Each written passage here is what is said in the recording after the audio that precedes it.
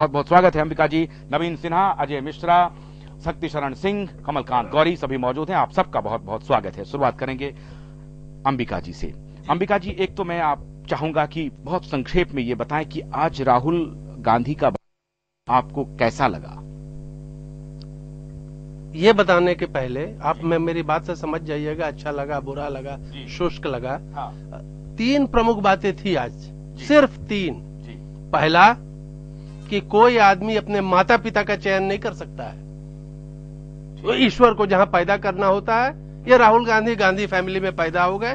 ये इस बात को उन्होंने क्लैरिफाई किया क्योंकि इस पे उन पे बहुत अटैक होते हैं। तो ये राहुल गांधी की गलती नहीं है या उनकी खुशकिस्मती, जो कही है ईश्वर की देन है कि वहां पैदा हुए और उनको एक पोजीशनिंग मिल गई ऑटोमेटिक। ठीक है। पहला एक बात उन्होंने ये क्लैरिफाई किया। दूसरी प्रमुख बात उन्होंने कही, और मुझे तो थोड़ी देर के लिए भ्रांति हो गया, भ्रम हो गया कि ये अन्ना हजारे बोल रहे हैं या राहुल गांधी कह रहे हैं। ये ग्राम प्रधानों की, गांवों की और 100 करोड़ जनता की सत्ता में भागीदारी की बात करने लगे। तो ये दर्शन कोई नया वो नहीं दे रहे थे, ये हर हिंदुस्तानी वाकिफ है कि डिस्कनेक्ट जनता का सत्ता से हो गया है। राहुल गांधी ने ये बात कही और ये कही तो अच्छी कही, लेकिन अब मुद्दा आई है कि जिस भाषा में उन्होंने भाषण दिया वो भी एक प्रमुख कारण है इस डिस्कनेक्ट का। क्या सीआईआई के सभागार में सब अंग्रेज बैठे हुए थे? अगर वो इसी तरह अंग्रेजी में भाषण देते रहे तो माफ करिए आशुतोष जी, इस डिस्कनेक्ट को वो कभी पाट नहीं पाएंगे और ले जाएंगे। और सुनिए, उनकी दादी, इनके ग्रेट ग्रैंडफादर भी बहुत बड़े अंग्रेजी दांत थे, लेकिन तकरीर हिंदी और उर्दू में लाजवाब करते थे।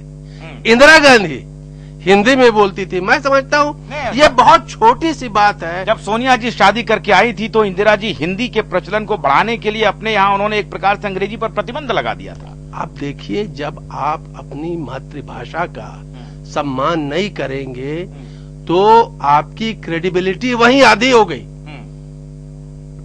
मैं पुनः इस बात को कहूंगा कि सीआईआई में सभागार में कोई ऐसा व्यक्ति नहीं था जो हिंदी न समझता हो, और वो जनता को अपना दर्शन समझाना चाहते हैं। कमजोर पक्ष था भाषण, सबसे कमजोर पक्ष।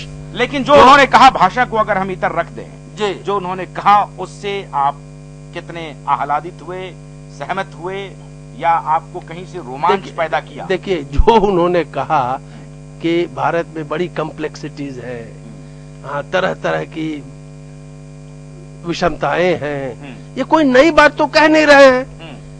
मुझे स्ट्राइक वो किया कि उन्होंने क्या नहीं कहा जो कहना चाहिए था कि आप जनता से डिस्कनेक्ट की बात एक बार करते हैं, जनता की सत्ता में भागीदारी की बात करते हैं और फिर जिम्मेदारी से भागते हैं। भाई, इसी जिम्मेदारी की बात के लिए अन्ना हजारे ने इतना बड़ा आंदोलन चलाया है, तो ये बड़ी बड़ी बातों से क्या होगा? और जाहिर है जो देश में प्रतिक्रियाएं आई हैं, मैं समझता हूं कि ये 42-43% पे आके सुई रुक जाएगी।